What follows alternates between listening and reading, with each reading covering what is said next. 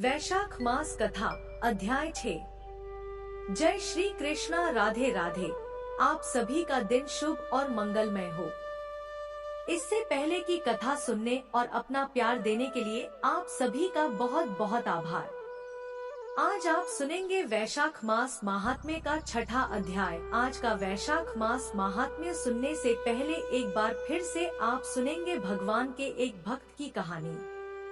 कई बार ऐसा होता है कि जो लोग भगवान की सुबह और शाम सेवा करते हैं, मंदिर में पूजा पाठ करते हैं, साफ सफाई करते हैं, मंदिर से जुड़े या भगवान से जुड़े सारे काम करते हैं, तो वे अपने आप को ही भगवान का सबसे बड़ा और सच्चा भक्त समझने लगते हैं। लेकिन यह सारे काम करते समय अगर भगवान के प्रति श्रद्धा या भक्ति ही नहीं है, तो फिर यह सारे काम किसी भी पुण्य में नहीं गिने जाते। ऐसे ही आज की एक कहानी है भगवान के सच्चे भक्त की, जिसके मन में भगवान के प्रति अविचल और सच्ची भक्ति थी। एक बार की बात है, एक गांव में एक पंडित जी रहा करते थे और उसी गांव में भगवान का एक बहुत बड़ा भक्त भी रहता था, जो भगवान की पूजा हमेशा सच्चे मन से किया करता था और भगवान के लिए सुबह सुबह बड़ी खुशी के साथ फूल लेने के लिए चला जाता था। पंडित जी भी मंदिर में पूजा करने के लिए हमेशा उसी से फूल लिया करते थे, क्योंकि वह सुबह सुबह ताजे फूलों को लेकर आया करता था। उस भक्त को फूल चुनने के लिए एक ऊंची पहाड़ी पर चढ़कर जाना पड़ता था। रास्ता बड़ा कठिन था। पहाड़ी के दूसरी ओर सुंदर सुंदर सुगंधित फूल लगे होते थे और उन्हें तोड़कर वह बड़ी मुश्किल से गांव में लेकर आता था। यह बात सभी जानते थे। पंडित जी भी इस बात को जानते थे कि अगर कोई भी फूल सुबह सुबह लेने के लिए जाता तो उस पहाड़ी के पार जाने में उसे बहुत समय लग जाता, तब तक पूजा करने में देर हो जाती। इसलिए इतनी दूर फूल चुनने के लिए कोई भी नहीं जाता था। यहाँ तक कि पंडित जी भी हमेशा उसी भक्त का इंतजार किया करते थे और उसी से हमेशा फूल लिया करते थे।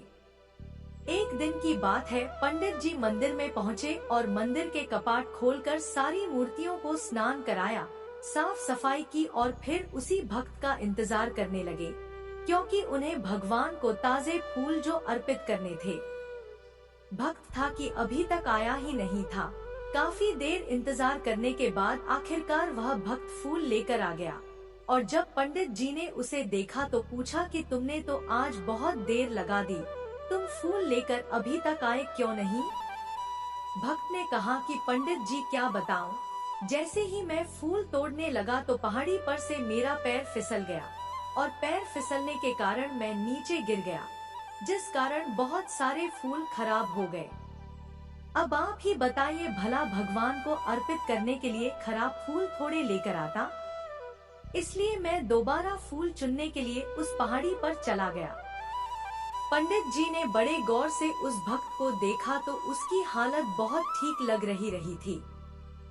उसे देखकर उन्हें कहीं से भी नहीं लगा कि वह गिरा पहाड़ी से गिर गया था। इसलिए पंडित जी सोचने लगे कि हो ना हो यह झूठ बोल रहा है। पंडित जी ने उस आदमी से पूछा, अरे भाई, तुम झूठ क्यों बोल रहे हो? आज तुम्हारे देर से आने का कोई और कारण है और तुम मुझे कुछ और कारण बता रहे हो। लेकिन वह भक्त कहने लगा कि पंडित जी, यही सच है, मेरे साथ सच में ऐसा ही हुआ था। पंडित जी को उस भक्त की बात पर विश्वास नहीं हुआ, फिर भी उन्होंने उसके हाथ से फूल लेकर भगवान को अर्पित कर दिए। फिर कुछ दिनों बाद की बात है, एक दिन बहुत जोर से बारिश हो रही थी। पंडित जी को लगा कि आज तो वह भक्त फूल लेकर आएगा ही नहीं, लेकिन क्या देखते हैं कि थोड़ी ही देर में वह भक्त फूल लेकर हाजिर था। पंडित जी ने देखा तो बड़े हैरान हुए और पूछने लगे, क्यों भाई, आज तुम इतनी बारिश में फूल लेकर कैसे आ गए? इस प्रकार कहते हुए पंडित जी ने उस भक्त की ओर देखा। बाहर तो तेज बारिश हो रही थी, लेकिन वह भक्त बिना छतरी के भी बिल्कुल भीगा नहीं था। उसके ऊपर बारिश की एक बूंद तक नहीं पड़ी थी।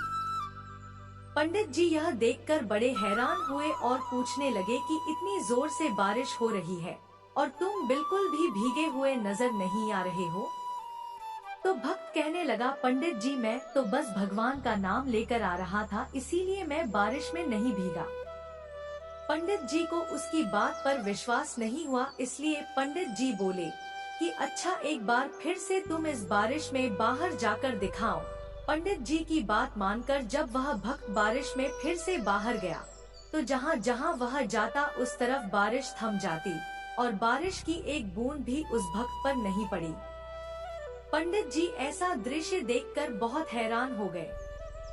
फिर उन्होंने सोचा कि जब यह इंसान ऐसा कर सकता है तो मैं क्यों नहीं कर सकता। मैं तो एक पंडित हूँ, फिर तो यह बारिश मुझे भी नहीं भिगोएगी, क्योंकि मैं भी तो भगवान का सच्चा भक्त हूँ। ऐसा सोचकर जैसे ही वे पंडित जी बाहर निकले तो बारिश में भीग गए। पंडित जी को बारिश में भीगता हुआ देखकर भक्त बोला, पंडित जी लगता है आपने भगवान का नाम सच्चे मन से नहीं लिया है, इसीलिए तो आप बारिश में भीग गए और मैं नहीं भीगा। अब पंडित जी को अपनी गलती का बड़ा अफसोस हुआ और उन्हें यह बात भी समझ में आ गई कि केवल दिखावे के लिए ही भक्ति करना पर्याप्त नहीं होता।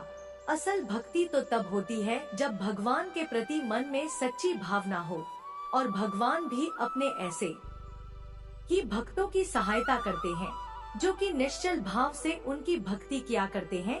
तो यह थी आज की कहानी। अब आप सभी सुनिए वैशाख मास महात्म्य में आज की कथा।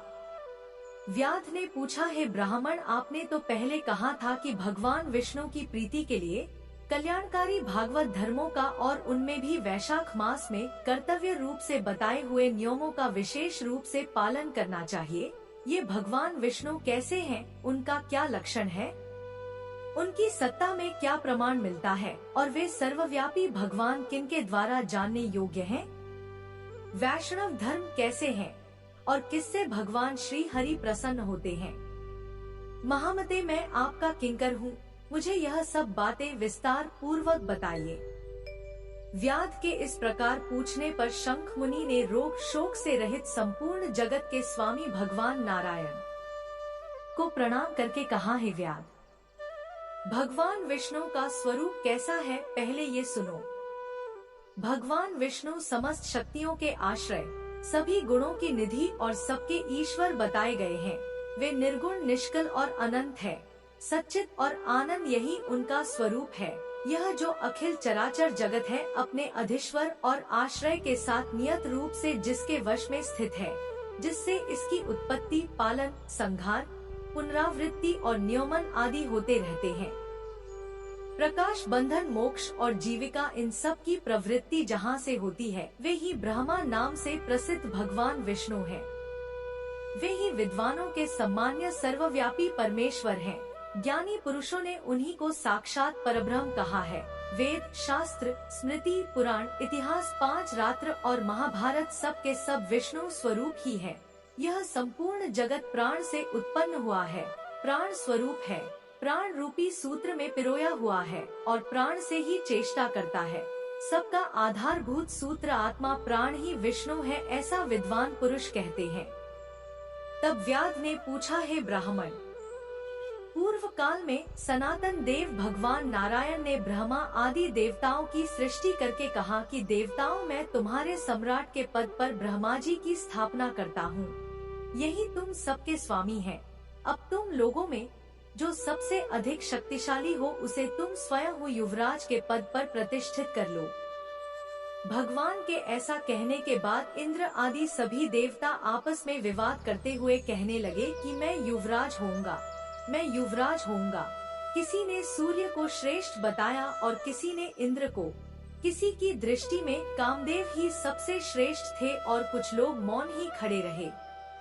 आपस में कोई निर्णय न होता हुआ देखकर वे भगवान नारायण के पास पूछने के लिए गए और प्रणाम करके हाथ जोड़कर बोले, हे महाविष्णु, हम सब ने अच्छी तरह विचार कर लिया, किंतु हम सब में श्रेष्ठ कौन है यह हम अभी तक किसी प्रकार का निश्चय नहीं कर सके। हे प्रभु, अब आप ही निर्णय कीजिए। तब भगवान विष्णु ने हंसते हुए कहा, इस विराट ब्रह्मांड रूपी शरीर से जिसके निकल जाने पर यह गिर जाएगा, और जिसके प्रवेश करने पर यह पुनः उठकर खड़ा हो जाएगा वही देवता सबसे श्रेष्ठ है। भगवान के ऐसा कहने पर सभी देवता गण कहने लगे, अच्छा प्रभु ऐसा ही होगा। तब सबसे पहले देवेश्वर जयंत विराट शरीर के पैर से बाहर निकला। उसके निकलने से उस शरीर को लोग पंगु कहने लगे, लेकिन शरीर गिर नहीं सका। हालांकि वह चल नहीं पाता था तो भी सुनता, पीता, बोलता, सूंघता और देखता हुआ पहले की तरह स्थिर ही रहा। इसके बाद गुह्य देश से दक्ष प्रजापति निकलकर अलग हो गए। तब लोगों ने उसे नपुंसक कहा, किंतु उस समय भी वह शरीर गिर नहीं सका। इसके बाद विराट शरीर के हाथ से सब देवताओं के राजा इंद्र बाहर निकले। उस समय भी शरीर धरती पर नहीं गिरा। विराट पुरुष को सब लोग हस्तहीन अर्थात लूला कहने लगे। इसी प्रकार नेत्रों से सूर्य निकले। तब लोगों ने सूर्य के निकलने पर उसे अंधा और काना कहा। उस विराट शरीर का अब भी पतन नहीं हुआ। इसके बाद नासिका से अश्विनी कुमार निकले, किंतु शरीर नहीं गिर सका। केवल इतना ही कहा जाने लगा कि यह सूंघ नहीं सकता। कानों से अधिष्ठात्री देवियां, दिशाएं बाहर निकली। उस समय लोग उसे बधिर कहने लगे, परंतु उसकी मृत्यु नहीं हुई, वह शरीर फिर भी नहीं गिरा। इसके बाद जिह्वा से वरुण देव निकले। तब लोगों ने यही कहा कि पुरुष रस का अनुभव नहीं कर सकता, किंतु यह अभी तक धरती पर नहीं गिरा। इसके बाद वाक इंद्रिय से उसके स्वामी अग्निदेव निकले। अग्निदेव के निकलते ही वह विराट शरीर गूंगा हो गया, किंतु फिर भी नहीं गिरा। फिर अंतःकरण से बोध स्वरूप रुद्र देवता अलग हो गए। उस दशा में लोगों ने उसे जड़ कहा, किंतु फिर भी शरीर धरती पर नहीं गिरा। सबके अंत में उस शरीर से प्राण निकला। तब लोगों ने उसे मरा हुआ बतलाया और देखते ही देखते वह शरीर धरती पर गिर पड़ा। इससे देवताओं के मन में बड़ा विस्मय हुआ। वे बोले, प्रभु, हम लोगों में से जो भी इस शरीर में प्रवेश करके इसे पहले की तरह उठा देगा अर्थात जीवित कर देगा वही युवराज होगा। ऐसी प्रतिज्ञा करके सभी क्रमशः उस शरीर में एक एक करके प्रवेश करने लगे। जयंत ने पैरों में प्रवेश किया, किंतु वह शरीर नहीं उठा। प्रजापति दक्ष ने गुह्य इंद्रियों में प्रवेश किया, शरीर नहीं उठा। इंद्र ने हाथ में, सूर्य ने नेत्रों में, दिशाओं ने कान में, वरुण देव ने जिह्वा में, अश्विनी कुमार ने नासिका में, अग्नि ने वाक इंद्रिय में और रुद्र ने अंतःकरण में प्रवेश किया।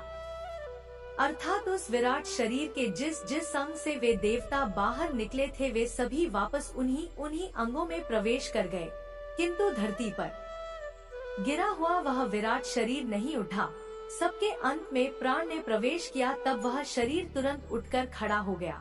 तब देवताओं ने प्राण को ही सभी देवताओं में श्रेष्ठ निश्चित कर लिया। बल, ज्ञान, धैर्य, वैराग्य और जीवन शक्ति में प्राण को ही सर्वाधिक मानकर देवताओं ने उसी को युवराज पद पर अभिषिक्त कर दिया। इसीलिए समस्त चराचर जगत प्राणात्मक है।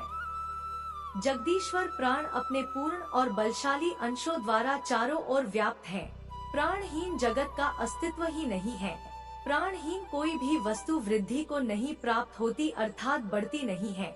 इस जगत में किसी भी प्राणहीन वस्तु की स्थिति नहीं है। इसी कारण प्राण सभी जीवों में श्रेष्ठ, सबका अंतरात्मा और सबसे अधिक बलशाली सिद्ध हुआ। इसीलिए प्राण उपासक प्राण को ही सर्वश्रेष्ठ कहते हैं। विद्वान पुरुष प्राण को ही महाविष्णु का बल बतलाते हैं। महाविष्णु के महात्म्य और लक्षण को इस प्रकार जानकर मनुष्य पूर्व बंधन का अनुसरण करने वाले अज्ञान में लिंग को उसी प्रकार त्याग देता है जैसे सांप पुरानी केचुली को त्यागता है। लिंग देह का त्याग करके वह परम पुरुष अनामय भगवान नारायण को प्राप्त होता है। शंख मुनि की कही हुई यह बात सुनकर उस व्याध ने फिर से पूछा, हे ब्राह्मण, यह प्राण जब इतना महान, प्रभावशाली और इस संपूर्ण जगत का गुरु और ईश्वर है, तब फिर लोक में उसकी महिमा क्यों नहीं प्रसिद्ध हुई? शंख मुनि कहने लगे कि बहुत पहले की बात है। प्राण अश्वमेध यज्ञों द्वारा अनामय भगवान नारायण का यजन करने के लिए गंगा जी के तट पर बड़ी प्रसन्नता से गया। अनेक मुनि गणों के साथ उसने फलों के द्वारा पृथ्वी का शोधन किया। उस समय वहां समाधि में स्थित हुए महात्मा कण्व बाम्बी की मिट्टी में छुपे हुए बैठे थे। हल जोतने पर बाम्बी गिर जाने से वे बाहर निकल आए और क्रोध पूर्वक देखकर सामने खड़े हुए महाप्रभु प्राण को श्राप देते हुए बोले, देवेश्वर, आज से आपकी महिमा तीनों लोकों में और खासकर भूलोक में प्रसिद्ध नहीं होगी। हाँ, आपके अवतार तीनों में विख्यात होंगे। हे व्याध, तभी से संसार में महाप्रभु प्राण की महिमा प्रसिद्ध ही नहीं हुई और धरती पर तो उसकी ख्याति विशेष रूप से होती ही नहीं। व्याध ने पूछा, महामते, भगवान विष्णु के रचे हुए करोड़ों और सहस्त्र सनातन जीव नाना मार्ग पर चलने और अलग अलग कर्म करने वाले क्यों दिखाई देते हैं? इन सब का एक सा स्वभाव क्यों नहीं होता? यह सब भी विस्तार पूर्वक बताइए। तब शंख कहने लगे, रजोगुण, तमोगुण और सत्व गुण के भेद से 3 प्रकार के जीव समुदाय होते हैं। उनमें राजस्व स्वभाव वाले जीव राजस कर्म, तमोगुण जीव तामस कर्म और सात्विक स्वभाव वाले जीव सात्विक कर्म करते हैं। कभी कभी संसार में इनके गुणों में विषमता भी होती है। उसी से वे ऊंच और नीच कर्म करते हुए अपने अपने कर्मों के अनुसार फल के भागी होते हैं। कभी सुख कभी दुख और कभी दोनों को ही यह मनुष्य गुणों की विषमता से ही प्राप्त करते हैं। तमोगुणी जीव तामसी वृत्ति से ही अपना जीवन चलाते हैं और हमेशा महान दुख में डूबे रहते हैं। उनमें दया बिल्कुल नहीं होती, बड़े क्रूर होते हैं और लोक में सदा द्वेष से ही उनका जीवन चलता है। राक्षस और पिशाच आदि तमोगुणी जीव हैं, जो तामसी गति को प्राप्त होते हैं। राजसी लोगों की बुद्धि मिश्रित होती है, वे पुण्य और पाप दोनों ही कर्म करते हैं। पुण्य करते हैं तो स्वर्ग पाते हैं और पाप करते हैं तो यातना भोगते हैं। इसी कारण यह मंद भाग्य पुरुष बार बार इस संसार में आते जाते रहते हैं। जो सात्विक स्वभाव के मनुष्य हैं, वे धर्मशील, दयालु, श्रद्धालु, दूसरों के दोष ना देखने वाले और सात्विक वृत्ति से अपना जीवन चलाने वाले होते हैं। इसीलिए अलग अलग कर्म करने वाले जीवों के एक दूसरे से अलग अलग अनेक प्रकार के भाव हैं। उनके गुण और कर्म के अनुसार महाप्रभु श्री विष्णु अपने स्वरूप की प्राप्ति कराने के लिए उनसे कर्मों का अनुष्ठान करवाते हैं।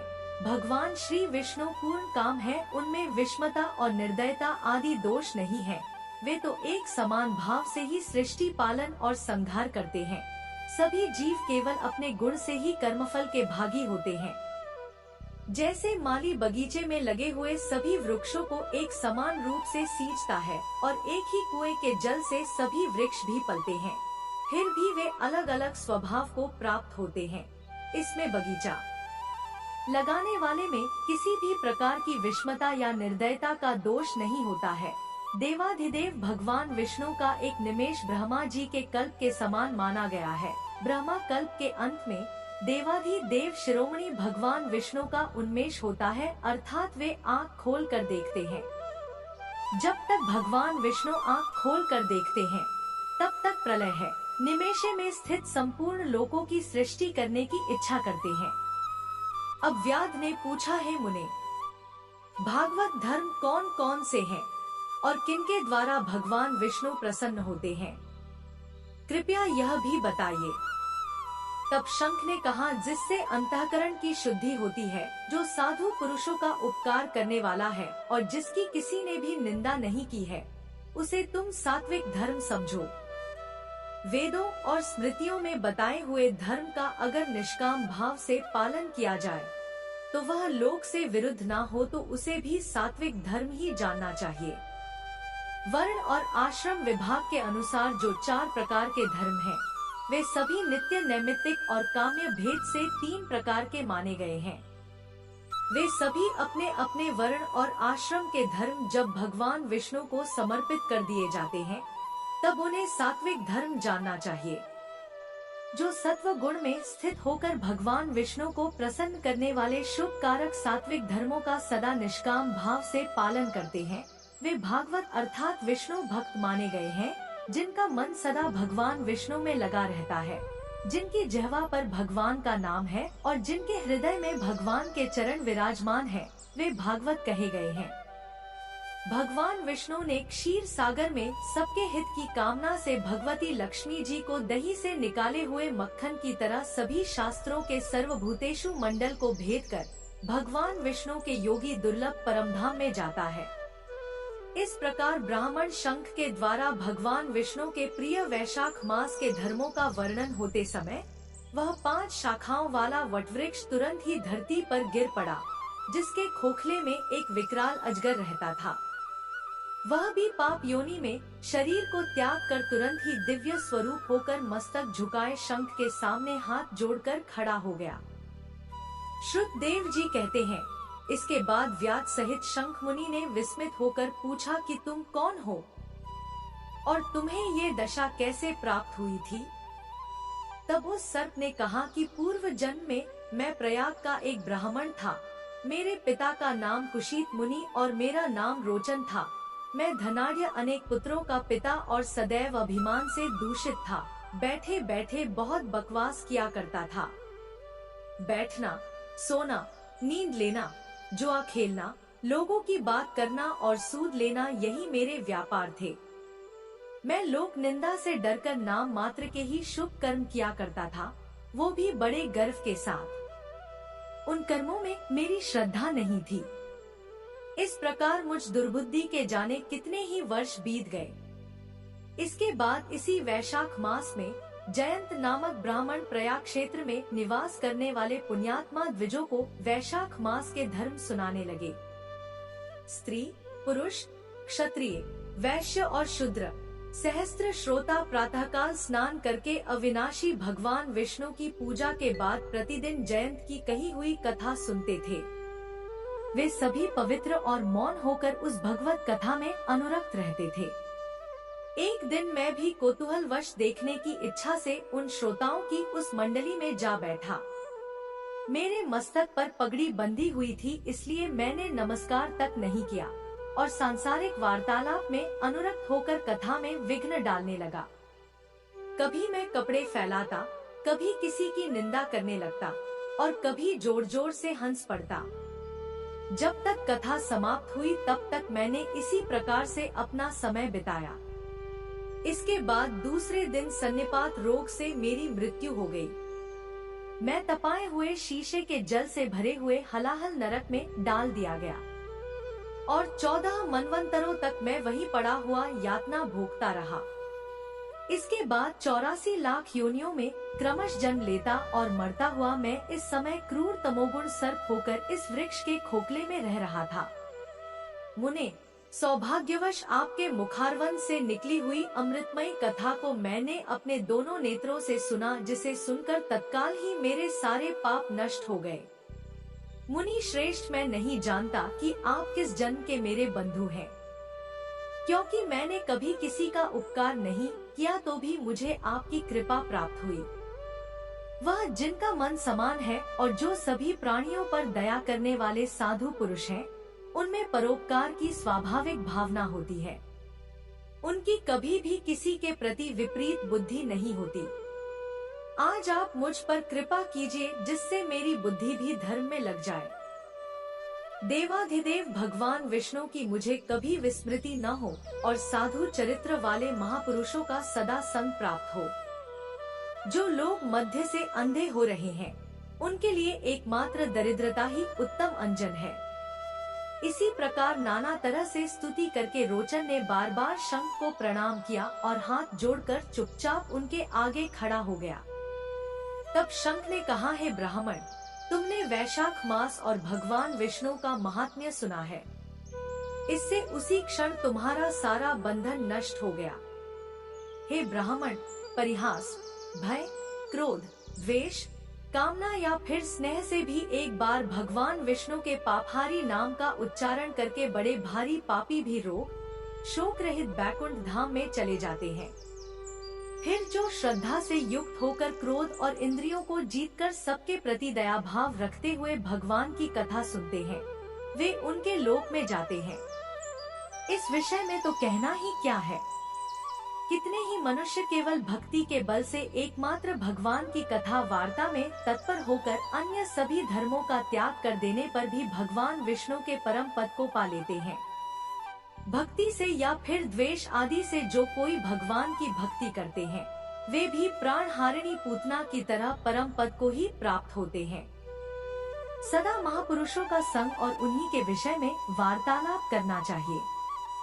रचना शिथिल होने पर भी जिसके प्रत्येक श्लोक में भगवान के सुयश सूचक नाम है, वही वाणी जन समुदाय की पाप राशि का नाश करने वाली होती है, क्योंकि साधु पुरुष उसी को सुनते, गाते और कहते हैं, जो भगवान किसी से कष्ट साध सेवा नहीं चाहते, आसन आदि विशेष उपकरणों की इच्छा नहीं रखते, धन की इच्छा नहीं रखते और सुंदर रूप और जवानी नहीं चाहते, बल्कि एक बार भी ध्यान कर लेने पर अपना परम प्रकाशम वैकुंठ धाम दे डालते हैं।